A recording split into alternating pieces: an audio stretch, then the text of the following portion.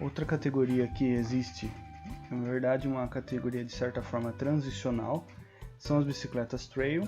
Elas não são focadas tanto em performance em si, mas elas focam de certa forma na diversão de pilotagem, né? São bicicletas mais voltadas para a diversão, e elas são assim, elas têm eficiência para você vencer uma subida, mas elas têm um pouco mais de curso para se tornar uma bicicleta mais confortável, que passa uma confiança maior para o piloto em uma descida.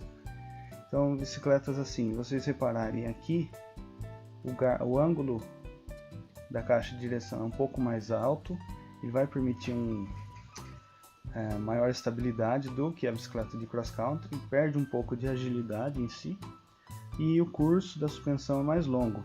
Por exemplo, as bicicletas trail variam de curso entre 120 e 140 mm, tanto na frente quanto atrás. O pneu vai ser um pouquinho maior. É comum encontrar bicicletas desse tipo com pneus a partir de 2.3 por aí. Existem, o pessoal pode até andar com bicicletas com pneus menores, mas varia de acordo com o design de cada bicicleta, né? Aqui um pouquinho mais para cá é uma categoria que já existe, que no caso existe competição, que são as bicicletas de all mountain. Elas têm uma característica um pouco mais agressiva em relação a obstáculos do que a trail. Suspensões geralmente de 140 mm, 150 por aí, tanto na frente quanto atrás. É uma bicicleta que vai te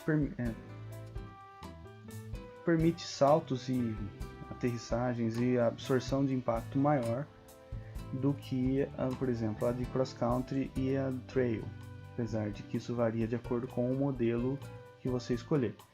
Questão também de geometria, o ângulo continua sendo aberto, talvez um pouco mais aberto do que na bicicleta trail.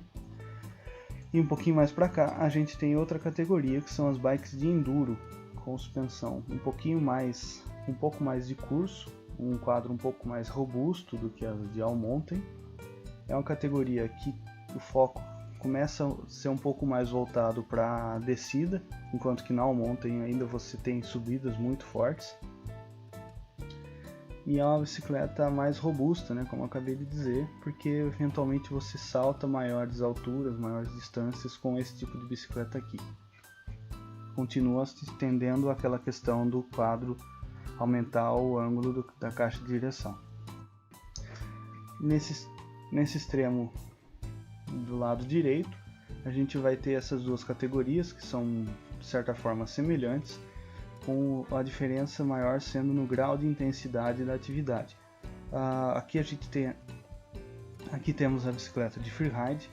É uma bicicleta com suspensão de geralmente até uns 180 mm de curso, tanto na frente quanto atrás. Possui um quadro voltado para a robustez. É uma bicicleta desenvolvida para saltos. Ela vai ter uma menor eficiência para subidas, né? Na verdade, a partir daqui, de certa forma, as enduro, a bike de cross country é a mais eficiente para subidas. A partir disso, ela vai perdendo um pouco dessa característica, tanto por causa de aumento de curso de suspensão, que consome energia do piloto, tanto por causa da questão de aumento de peso, porque uma vez que você aumenta curso de suspensão, potência dos freios e reforço nos quadros, você aumenta o peso dessa bicicleta, então ela se torna um pouco mais difícil, menos eficiente numa subida.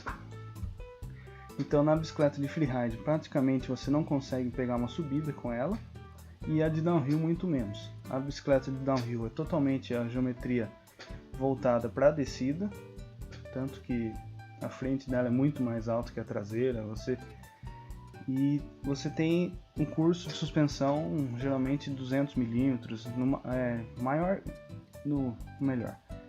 de 180 mm ou mais, e a característica também das suspensões de double crown, que favorecem a resistência do conjunto.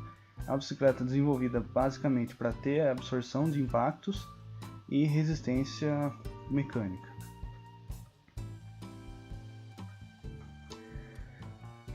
As bicicletas de downhill costumam ter pneus bem maiores, porque aqui o foco nas competições é ter aderência, tanto por isso que eles têm suspensão de longo curso, muito eficiente, para que você tenha o maior controle possível em terrenos extremamente acidentados, né? Permitindo também saltos longos, etc. Então, se você reparar um pouquinho, se eu diminuir o zoom aqui do nosso esquema, a gente tem toda essa amplitude. Então, as bicicletas basicamente saindo da questão de um terreno totalmente regular e vão aumentando a sua largura de pneu, a geometria, aumentando entre eixos dessa bicicleta, o ângulo da caixa de direção e outros fatores, permitindo maior controle em superfícies irregulares. Com isso, aqui no caso, a bicicleta de contrarrelógio ela costuma ser um pouco mais pesada do que essas duas aqui, então é uma exceção à regra, mas é tudo por causa da questão envolvendo a aerodinâmica do quadro. Então, quadro mais largo, ou melhor, quadro com perfil mais largo e outras soluções aerodinâmicas aqui acabam aumentando o peso do conjunto em relação a esse tipo de bicicleta road. Então o peso de certa forma vai aumentando conforme você anda para cá na escala, também porque o pneu vai aumentando de largura nessa escala para cá, o pneu pesa, a suspensão principalmente a partir dessa linha também pesa mais do que o garfo rígido e etc. E basicamente é assim que se distribuem as características. Então, quando você for escolher sua bicicleta, você leva em consideração o tipo de atividade que você quer fazer.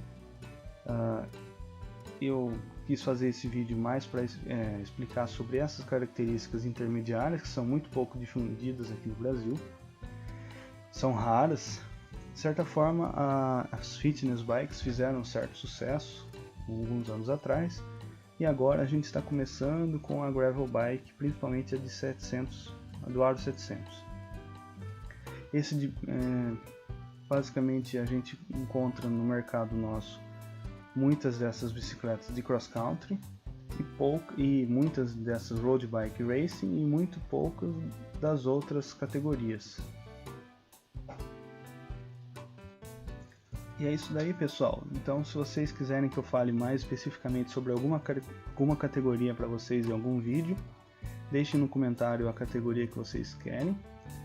Esse vídeo que fiz é mais para explicar sobre essas categorias intermediárias que são pouco presentes aqui no Brasil. E eu sei que faltaram algumas categorias como o BMX, o Dirty Jump e Trial e outras categorias assim mais extremas ou voltadas para manobras, né? Então acabei não envolvendo elas. De certa forma envolvi o freeride aqui, mas mais para falar sobre a geometria da bicicleta dele, porque é uma meio que transicional entre a de enduro e a de downhill. Então, basicamente, se inscreve no meu canal, curte, deixa seu like e me segue no Instagram ou na minha página do Facebook, Ciência em Duas Rodas. No Instagram eu vou deixar o link também na descrição. E até mais, pessoal!